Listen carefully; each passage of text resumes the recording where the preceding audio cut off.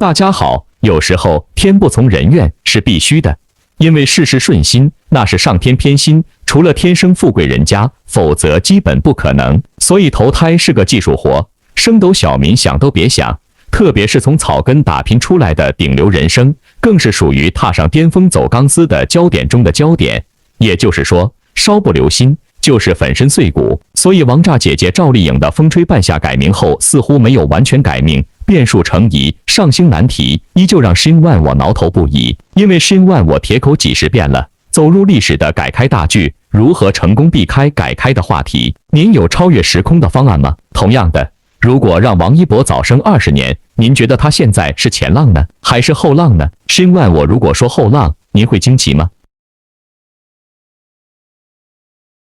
视角永恒359度，观点永恒与别不同的Shin Wan我，向来有一说一，剧吹剧黑，人都会老去。然而有些人老去，却还是常青树，甚至越老越红，红成了后浪。这是为什么呢？王一博有这个资质和潜力吗？话说，男神胡歌以及那个吴某波都是这种越陈越香、越香越浪的演技派老酒后浪，除非作风不端，搞出事端，这些戏精都是肉眼可见的人生样板。所以，重要的样板必须重点来提一提。古装权谋剧其实一直都是相对小众，但对品质要求很高的题材。这2年热度表现出色的古装权谋，一部是陈坤、白宇主演的《风起陇西》，一部是口碑遭到质疑的《大秦赋》。不过从电视剧的品质来看，观众印象最深刻的其实还是胡歌主演的《琅琊榜》。作为古装权谋剧中的爆款，《琅琊榜》在热度和口碑方面可圈可点。哪怕是黄晓明主演的《琅琊榜2》，也在不被看好的情况下收获了8.4分的豆瓣成绩。只是观众也没想到，本以为画上句号的《琅琊榜》系列又传出了新的消息。据悉，电视剧《琅琊榜3》已经进入选角筹备的阶段。不出意外的话，《琅琊榜3》有望在2024年和观众见面。值得一提的是，《琅琊榜3》将会融入双男主的模式，展开新的剧情。至于制作班底，则会延续前2部的配置。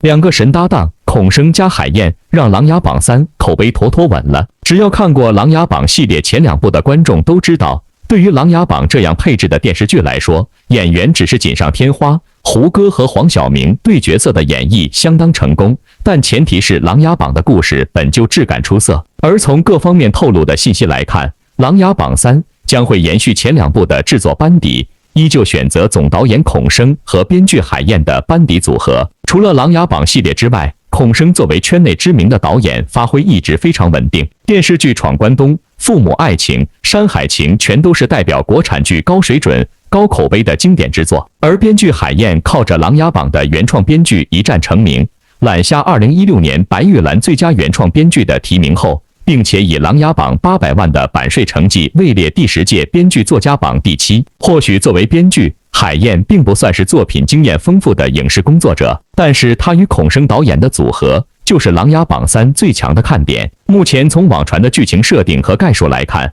琅琊榜3》是一个全新的故事，以内忧外患、局势动荡的燕国为背景，讲述琅琊榜高手唐胜和瀚海王拓跋羿从对峙到统一战线、携手共进的故事。在男主人设上，《琅琊榜3》是谋士权臣和年轻将军的组合，看点更浓不说，剧情也注定会更加精彩复杂。不过话说回来，《琅琊榜3》虽然在情节设定上都稳住了看点，但在演员选角上却犯了难。很多观众认为，除了胡胡，有姓名的小生没人会接双男主吧？但其实像《琅琊榜3》这样的配置，即便是顶流，也有争取角色的意向。《琅琊榜3》的问题不在于没人演，而在于如何选择适合的演员，并且超越《琅琊榜》的配置。王一博、刘昊然呼声高，主演阵容成谜。既然是全新的故事，演员阵容当然会有更新。除了在前2部中塑造配角，并且和正午阳光合作密切的老戏骨有望回归之外，《琅琊榜》前2部的主角阵容基本没有可能在《琅琊榜3》里回归。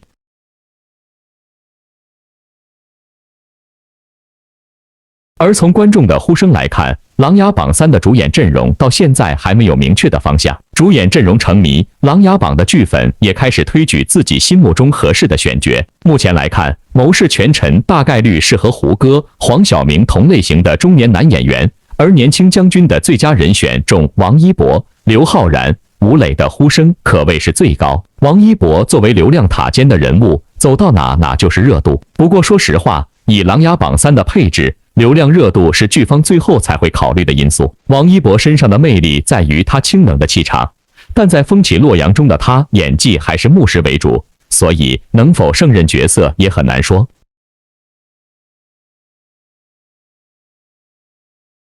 至于提名呼声同样很高的刘昊然，演技尚可，年纪也符合少年将军的设定。更重要的是，他在电视剧领域里最令人印象深刻的角色就是《琅琊榜2》里的少年将军。他意气风发、潇洒不羁，很符合《琅琊榜3》的男主设定，也更容易让观众入戏。当然，同样合适的还有《琅琊榜》第1部里就出现的飞流。在这部剧里，吴磊还小，面庞稚嫩，但是通过《长歌行》里的草原将军阿诗勒隼以及《星汉灿烂》中的疯批男主凌不疑来看，他已经能够胜任将军这样的设定。更重要的是，吴磊本身的长相和戏路就带着男性的性张力。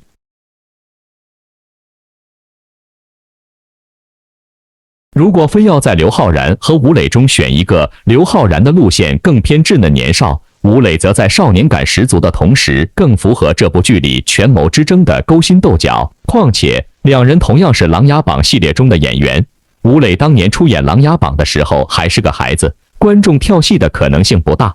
而《琅琊榜2》虽然已经是17年的作品，但5年来刘昊然在形象上也没有特别大的变化。现在的他在电影里塑造的荧幕形象，也依旧是少年感十足的模样，这就导致刘昊然在出演《琅琊榜3》的时候，很容易让观众想起他在第2部中的表演。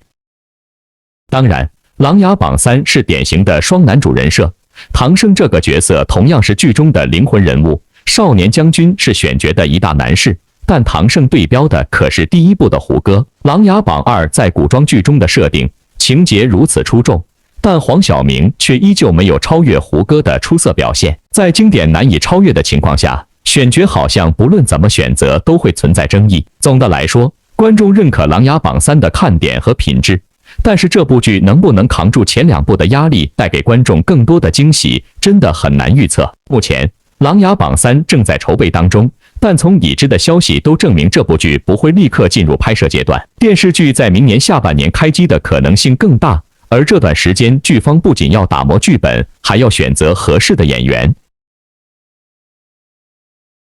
不过，不论《琅琊榜3》何时开机，选角如何，都会有很多观众关注这部剧的动态。毕竟配置摆在这里，就算是成绩一般，也会经历腥风血雨和轰轰烈烈的舆论战。站在王一博的立场，《琅琊榜3》的这种溜粉操作有点尴尬，因为可能性不大。然而，这种宣传也有相当大的利好因素在里面，因为电视剧市场依旧是不错的蛋糕市场，远比电影市场来的踏实和容易固粉。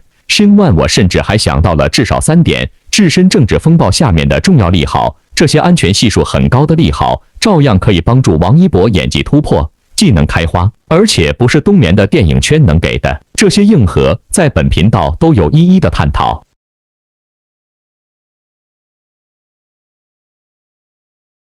做演员的就像一棵参天大树的成长，此路阻塞就转向发力，向阳而生，这是必须的功课。之前有2个微博热搜特别有意思，新闻我也提到过，一个是赵丽颖为角色增肥，是夸她如何敬业，为了拍戏不惜放弃身材管理去增肥；还有一个就是赵丽颖说演着演着就胖了，直接否认自己是为了角色增肥，敬业的标签还没在她脑袋上贴稳，她自己就把它撕下来了。比起黑她，赵丽颖好像更害怕看见别人夸她。有人发微博黑她，她未必有闲心去辟谣或者回应，但有人夸她，她总是急吼吼地跳出来给自己澄清。这种小清醒和鬼聪明，就是明晃晃的成长态度、适应能力和逆向思维。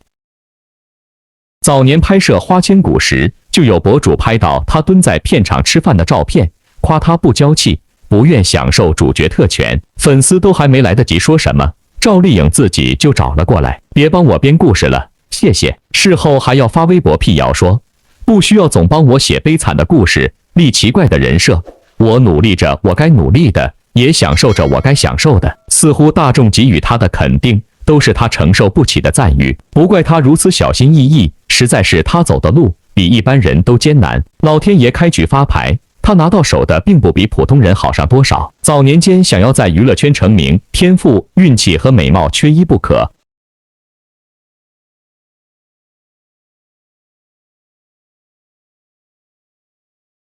赵丽颖能拿得出手的，只有一张略带着土气的美貌脸蛋，就这样，还时常被人唱衰说圆脸演不了主角。她正式进入娱乐圈是凭借冯小刚的一支广告片。尽管冯小刚曾经夸过她聪明有潜力，但内心显然没太把她当回事。拍完这个广告之后，冯小刚再没找她合作过，她只能开始长达7年的跑龙套之路。老实说，赵丽颖不算是多有天赋的人，她胜在肯拼，只能演小龙套。她就跟在主角身边请教演技。在演《锁清秋》的时候，当时的女主角安以轩就断言，她将来一定会红。结果一语中的，赵丽颖等来的第一个机会是《新还珠格格》里的晴儿一角，这是她第一个戏份还算多的角色。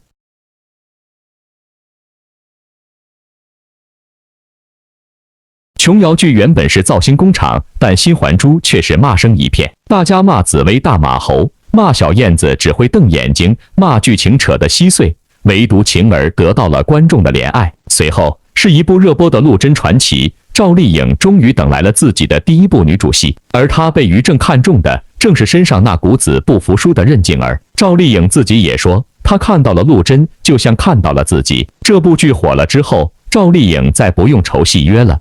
1年365天，她至少有300天都泡在剧组。后来，赵丽颖和谢娜一起上《向往的生活》，两个人放飞自我，玩得特别开心。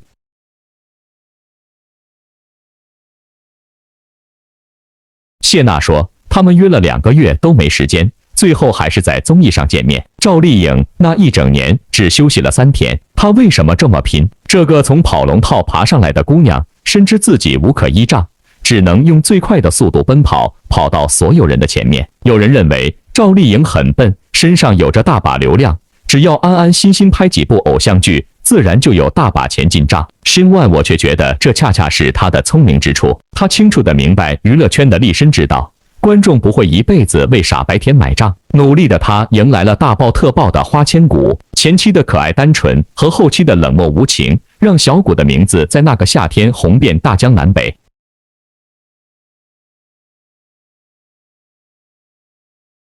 他终于向所有人证明，圆脸也是可以演主角的。但新的问题又来了，他又被人吐槽甜妹的脸、笨蛋的嘴。爆红的有一年，他上过一档综艺，软萌可爱的赵小刀因为不会说话，被同组的姐姐们玩笑。有一期，他和谢娜坐在一起吃早餐，2个人凑在一块咬耳朵。娜姐，幸好有你陪我。怎么了呢？因为我觉得我每次都穿得不好看，但你又和我穿得挺像的。这话一说出来，在场的姐姐妹妹都笑弯了腰。那时她虽然不太会说话，却也坦率可爱。上综艺上节目，总是想到什么就说什么。但人红是非多，那些无心之言总会被有心人剪辑出来，大家批判。慢慢她就学乖了，她少说话，多做，用行动的力量去战胜一切。别人说她只能演傻白甜，她就不断尝试新角色。坚韧果敢的楚乔，聪明美貌的盛明兰，黑白成谜的沈宇，较真直率的和幸福。仔细去看他选择的角色，其实没有太多重复的人设，每个角色都有各自不同的内核，以至于每一次他出现在大众眼前，都给人一种突然的改变。别人说他土气，不会打扮，他就拼命去购时尚资源，改变穿衣风格，努力自信起来。后来再拍时尚大片，他已不逊色于同框的八五花们。就算从马上摔下来留下永久性伤痕，他也只是在背上浅浅地纹了一朵花，不置一词。还是网友觉得花的纹身很独特，才扒出来这一段往事。他总是用实际行动证明，你看我能行。他像一把反复打磨的剑，在时间的沉淀里愈发锋利。还记得他当选金鹰女神的那一年，有网友做了历届金鹰女神的对比，其他女神站在那个位置上，眼神里都透露着喜悦、从容和自信。而赵丽颖不同，她的眼神相当复杂，不仅仅是喜悦，还有扬眉吐气的畅快和脱胎换骨的自信。他的眼里像在说：“我终于走到这里了。”在成名前，他端过盘子，做过销售，发过传单。在星空演讲时，他对于成名前的事情一句带过。他说：“不想让别人给他立一个悲情的人设，让大家觉得他有多苦、多不容易。”前夫冯绍峰曾说，最欣赏就是他的洒脱，思路清晰，非常明确。的确，一个从底层爬上来的姑娘，一定是足够清醒且通透的。她十分清楚自己要的是什么。有人不喜欢她，觉得他拼尽全力的样子很狼狈，但努力不是什么丢人的事情。他在演讲中说：“男人都有英雄梦，女人为什么不行呢？没有王子，她也能从灰姑娘变成女王。”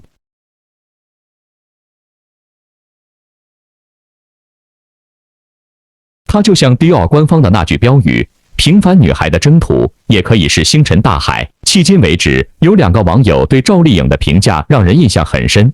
这话说给赵丽颖的同时，也让所有吃瓜爱好者陷入深思。一个说她抠门，新年给群演发红包，每个人只给200，被人吐槽小气，还说农村出身的就是小家子气。再就是说她用力过猛，用时下很流行的一个词来说，叫没有松弛感。这些为黑而黑的话术，但凡熟悉本频道的人都知道，身外我甚至可以3言2语打法了。然而呢，这2个评价又在时时提醒着赵丽颖，嘲讽无处不在，因为她和别人不一样，因为她身后无人可依。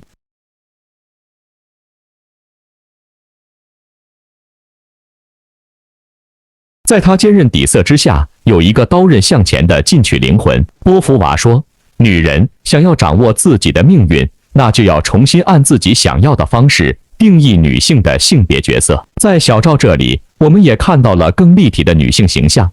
也就是说，不一定为了婚姻爱情要死要活，也不给自己添加唬人的标签和故事，反思着成长带来自己的经验，温柔而坚定地继续前行。现在呢，这种挑战和压力依旧是无处不在。由赵丽颖、欧豪、李光洁、刘薇主演的电视剧《风吹半夏》最近可谓是动作频频，每隔几天就要放出一点物料。大家早就在猜测这是临播前的宣传，只是应该还在谈合适的上星平台。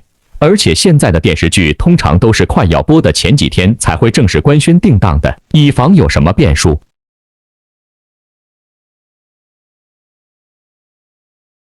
这部剧原剧名叫《野蛮生长》，风吹半夏是后来改的，用了赵丽颖在剧中的名字许半夏为名。原著小说是不得往生，讲真，广电爸爸赐的名字还是这么的接地气。原先那俩名字听着多高大上呀，这个名字突然就让许多人觉得有点偶像剧的气质了。今天，更多瓜主纷纷出来爆料说，这部剧明天会正式官宣定档，报的具体日期则是11月27日起，浙江卫视、江苏卫视双台黄金档联播，网播平台则是爱奇艺独播。大家去看了一下这2个卫视的排播表，发现他们的剧确实是要播完了，跟爆料还挺对得上的。之前赵丽颖的《幸福到万家》是东方卫视和江苏卫视联播的，取得了很好的收视率，但其中东方卫视是占了大头的，不仅收视率高些，就连 CVB 系数也高很多。如今是浙江卫视不变，东方卫视则换成了江苏卫视。不光是在知名度上差了许多，就连底盘上也是差了许多的。江苏卫视播顶流的剧或者人世间这种大剧 ，CVB 收视率都是只有 0.3 左右的，很难有大的突破。总的来说，这个台非常受限制，不少粉丝在高兴的同时，也有一丝忧虑。好剧也需要好的平台，这个平台还是稍显逊色了。好在还有一个浙江卫视。不过换个角度来说，如果赵丽颖这次撑起了江苏卫视的收视率，那在娱乐圈的地位又会更上一层楼了。事情总是有利有弊的。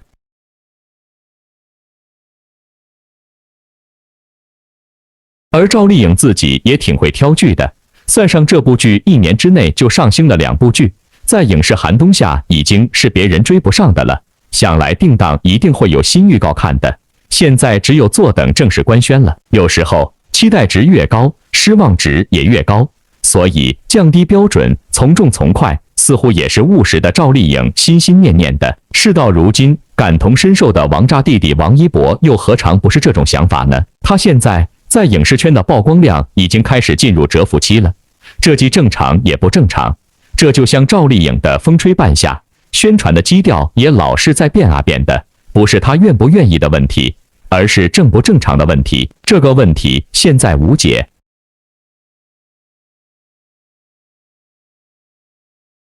因为曝光量的问题，现在说到王一博，很多80后或许都开始选择不认识了。他是谁呢？就是 UNIQ 组合里面的舞蹈担当。他很火，以至于很多人不理解，在网上对很多一博的粉丝冷嘲热讽。论帅，娱乐圈新老帅哥琳琅满目；论唱，不少人是听着周杰伦长大的80后；论舞台表现力，五月天风生水起。就我个人而言，回答一下很多80后的问题。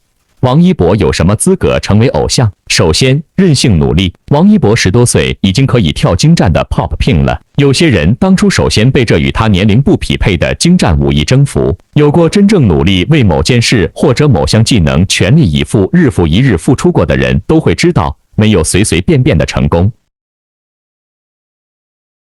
从这几年的资料来看，他的演艺水平也越来越高。这种与他年龄不相匹配的精湛技艺的持有，说明王一博从小也有着寻常孩子不轻易具备的耐力和韧性。他的成功绝非很多成年人眼中仅靠包装和炒作的结果。其次，谦虚礼貌。他在做人方面的成熟，起码在公开媒体表现出来的成熟，也让人觉得与他这个年龄不相匹配。从参加访谈节目时对主持人和工作人员的恭敬，到参加颁奖典礼见到其他艺人时握手鞠躬和落座，再到面对粉丝和记者过程中始终表现出来的淡定，以及获得奖项时眉宇之间的从容，很多同龄甚至已经年长的艺人都不能做到的谦卑得体、从容温和，在这个少年身上一应俱备，如非家境熏陶，就是高人指点。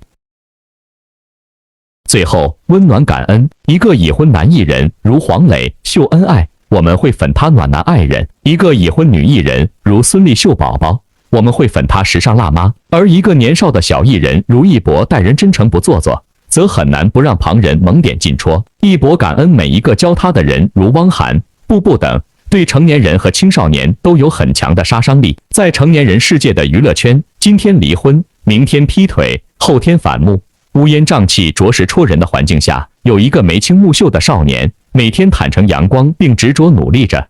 所以现在王一博的出现回答了不少人的质疑，那就是这个小子有什么资格成为偶像？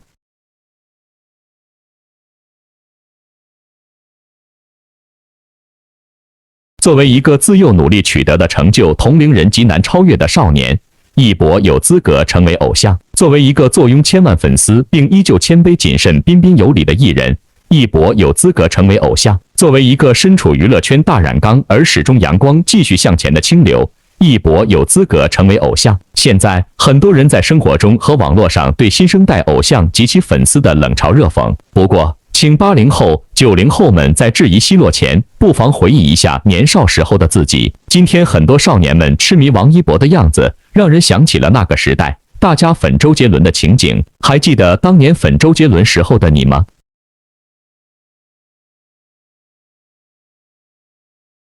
将自己中午买饭的零花钱偷偷攒起来，买一张周杰伦的海报，每天挂在家里偷偷欣赏；到学校边的各种小摊挑选周杰伦的贴纸，贴在作业本或者桌面上。在电脑互联网没有那么普及的情况下，每天盼着拥有一个 MP3 播放周杰伦的《爱在西元前》单曲循环。最拿得出手的生日礼物就是周杰伦的最新专辑《八度空间》。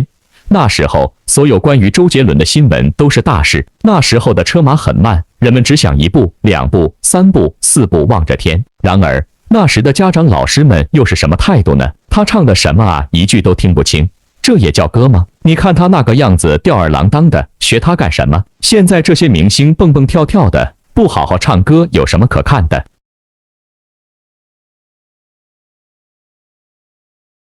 还有，你每天听他的歌都学坏了，都不好好学习了，各种批判质疑言犹在耳。但是不是年轻无知，而是大人们不懂，那不叫听不清，那叫阿闭，那不叫吊儿郎当，那就是一种自由随性的生活态度。那不叫蹦蹦跳跳，那叫做舞台表现力，叫台风。那不叫我听他的歌会学坏。要知道，我听的歌曲叫《听妈妈的话》，各种吐槽无力，此起彼伏。周杰伦从小单亲，辛苦努力，天赋异禀，一点一点通过自己的努力和才华，有了当时乃至今天的位置。作为一个艺人，作为一代天王，他承载了很多人的部分青春，而这些人当时没有机会为偶像证明。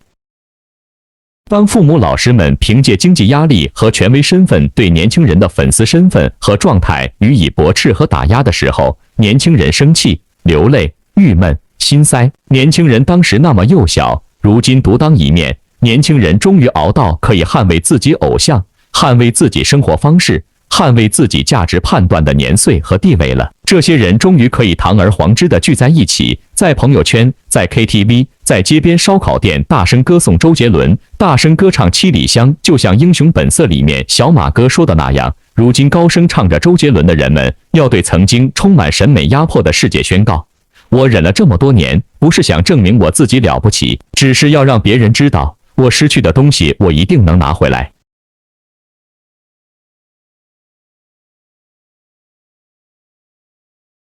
就像当年父辈们指责奚落说无脑粉周杰伦一样，那时的年轻人也开始对后辈的偶像审美随意指手画脚了。比如，年轻人变青年人后，很多人开始批评后辈，这小孩有什么好的？这叽叽喳喳的怎么能跟 XXX 比？我们生活独立之后，开始逐步接管娱乐审美的司法权和话语权，于是我们的偶像才配叫偶像的想法愈发强烈。曾经让我们吃尽苦头的审美霸凌从我们心中喷涌而出。当一大批新生代偶像冉冉升起，掌声和鲜花被更疯狂的后辈们错现的时候，大家开始想不通、看不惯、忍不了后辈少年们对新生代偶像们的迷恋和崇拜。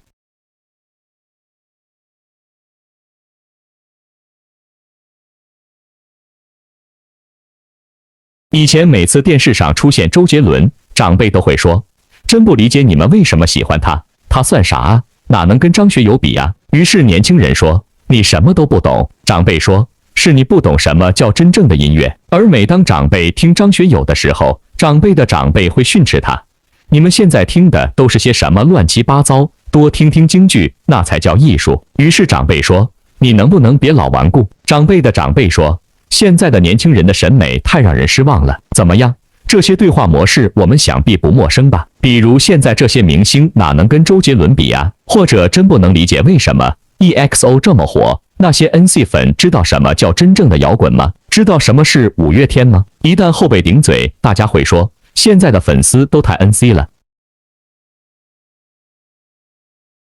就这样，这种鄙视链进行着代际传承，每一代人都觉得上一代人的喜好落后过时，都觉得自己一代的喜好经典长存，都觉得下一代的喜好浮躁浅薄。爷爷们说，只有戏曲表演艺术家的东西才叫艺术。长辈们说，周润发、张国荣、邓丽君、张曼玉才配叫偶像经典。青年人则说，华语乐坛再也无法涌现出周杰伦、陈奕迅、孙燕姿、蔡依林这样的天王天后。而后辈们呢？不好意思，青年人也不知道后辈说什么了，因为青年人没有给他们夸奖自己偶像的机会。每当讨论他们喜欢的新一代偶像，后浪要么语重心长地告诉他们应该听周杰伦、陈奕迅，要么咄咄逼人地怒斥他们的盲目无知。前浪与后浪就像父辈与晚辈一样，我们用自己的审美评判，武断凌驾于后辈的审美评判之上，就像祖辈给父辈和父辈给我们造成的审美压迫一样。生活中，我们以过来人自居，颐指气使地教导他们应该这样；网络上，我们以文明人自居，声色俱厉地批判粉丝们无脑愚昧。终于，嗨，那个蛮横、傲慢、自负的成年人，长大后我就成了你。然而，事实上，每个时代的审美都基于特定的历史条件和社会状况。随着科技进步，时代的变化以飓风般狂飙向前，伴随着日常生活的加速推进，审美等社会价值评判愈发多元，价值体系的新陈代谢加速。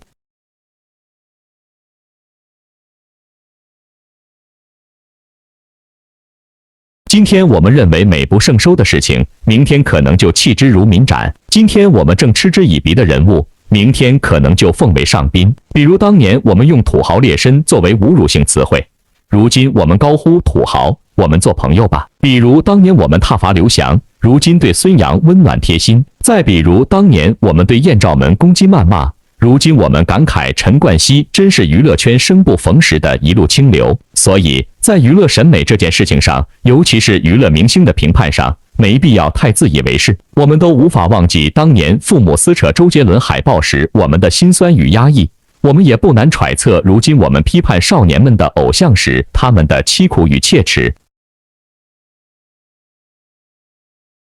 就像我们期待父母能够理解和接纳我们当年的喜好一样，我们不妨对自己也有一些期待，善待不能理解的后辈的审美喜好。有些人小时候能想到的幸福事情之一，就是花爸妈的钱，跟家里人一起听一场周杰伦的演唱会，为他们解释每一句唱了什么。如今这些人能想到的幸福事情之一，就是跟着弟弟妹妹花自己的钱看一次周杰伦和他们喜欢的 BigBang 的同台演出，然后给他们讲亚洲天王的故事，他们给我翻译韩流世界的摇滚风暴。喜欢自己的偶像，包容他人的偶像，不奚落粉谭咏麟、罗大佑、Beyond 的前辈们落后过时，不夸耀粉陈奕迅、孙燕姿、五月天的自己时尚经典，不霸凌粉 TFBOYS、EXO、BigBang 的弟弟妹妹们年少无知。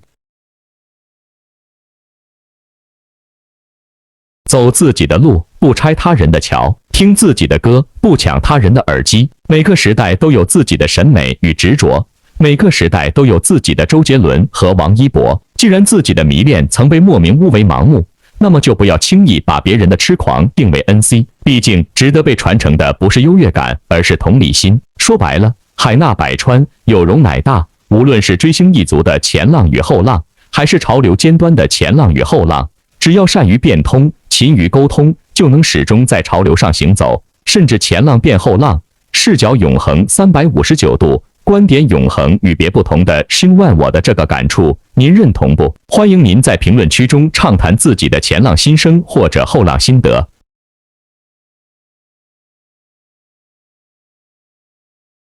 春来秋去，花开花落，总无定时，这就是人生的每日功课和心灵成长。今日是小雪，风吹半夏官方微博放出了一组6宫格新剧照，赵丽颖戴着棕色仿作山雕翻毛帽子，围着红色围脖，目视前方。赵丽颖在剧中饰演女商人许半夏。这组照片是在哈尔滨拍摄的，因为要拍许半夏北上宾国去做进口废钢生意的剧情，哈尔滨冰天雪地的景色和索菲亚大教堂很适合。这个时间段更多的趣味梗，欢迎您自行回顾一下本频道的大量图文，相当养眼。因为每人发呆和贪嘴就是无限量的好玩、养眼和简单趣味。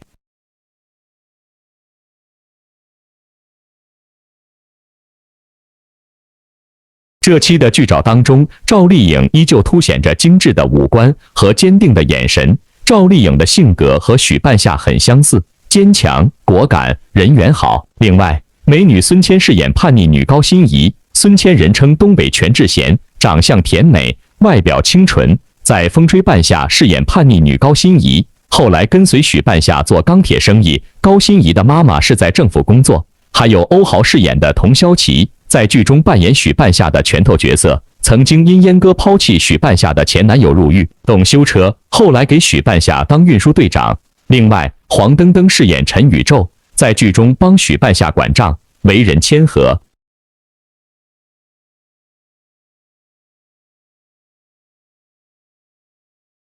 众所周知的李光洁饰演职业经理人赵磊，在剧中女人缘特好，后来在和许半夏合作过程中，被其性格吸引，互生好感。老戏骨刘威是五建设，在剧中扮演钢厂厂长，是许半夏的生意合作伙伴。刘威和赵丽颖在《幸福到万家》也合作过，演技没话说。这些人像和光谱，相信本频道的朋友们都已经开始学习倒背了吧？毕竟大家已经等的黄花菜都凉了。您会期待赵丽颖在这部剧中交到什么样的贴心朋友吗？您会觉得6年后赵丽颖会突然为这回交到的朋友送上大礼包吗？例如张艺兴大礼包。在短视频中，您留意到剧中赵丽颖看到张艺兴的笑容了吗？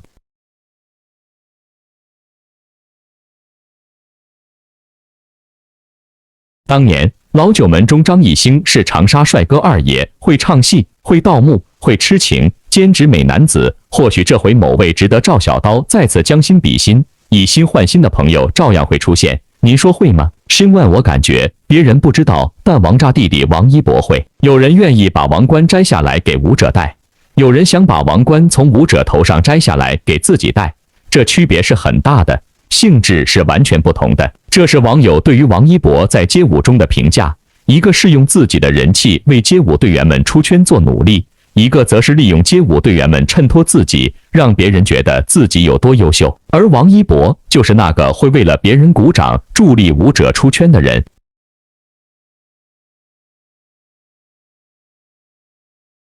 其实只要对王一博稍有了解，那就一定会惊叹于他在娱乐圈中的好人缘。与其他人长袖善舞不同，王一博是老一辈人口中不会说好话的类型，他没有好口才，不会拍马屁，能从他嘴里听到最棒的夸赞就是厉害了，那一定是由衷发出的。既如此，王一博为什么会有如此好的口碑呢？拍个电影，之前合作过的导演会继续给他介绍；录个综艺节目，可以交到那么多大神朋友，不论是滑板还是街舞。其实答案就是王一博的真心，他与人交往从来都是满怀真诚，这是不是就是本频道常说的将心比心，以心换心呢？所以王炸姐姐有违和感吗？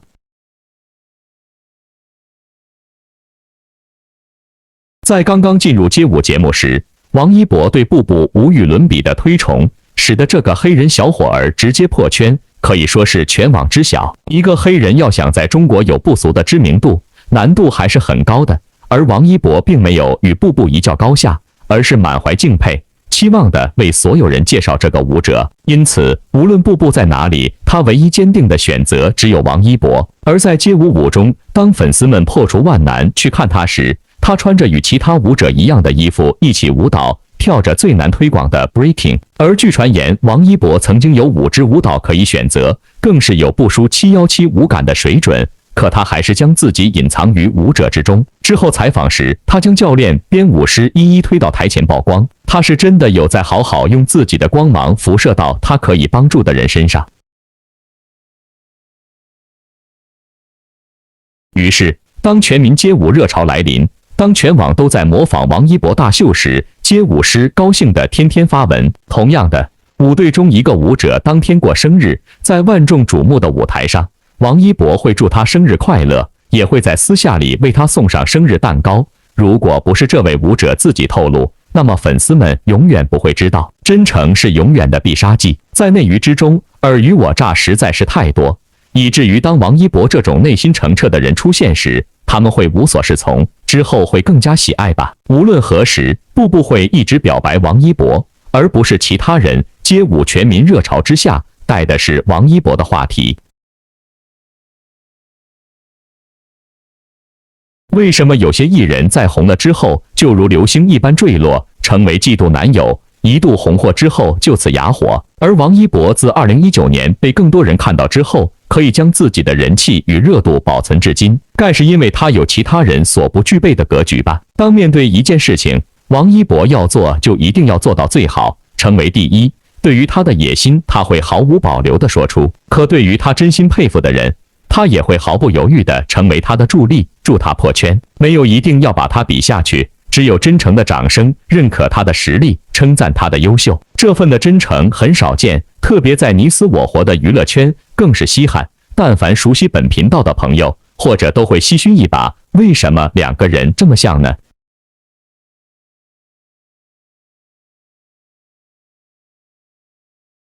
申万我之前刚刚说完赵丽颖点戏成精，结果居然有人不相信幸福到万家收视率有那么高。现在好了，酷云数据跳出来说话了，这是幸福到万家第4轮卫视轮播数据。天津卫视11月21日黄金时段19点30分到22点电视剧同时段收视率比较，华北地区第4，全国地区排第9。数字在线就是这么牛，数字其实是枯燥的，傲娇到底是有趣的。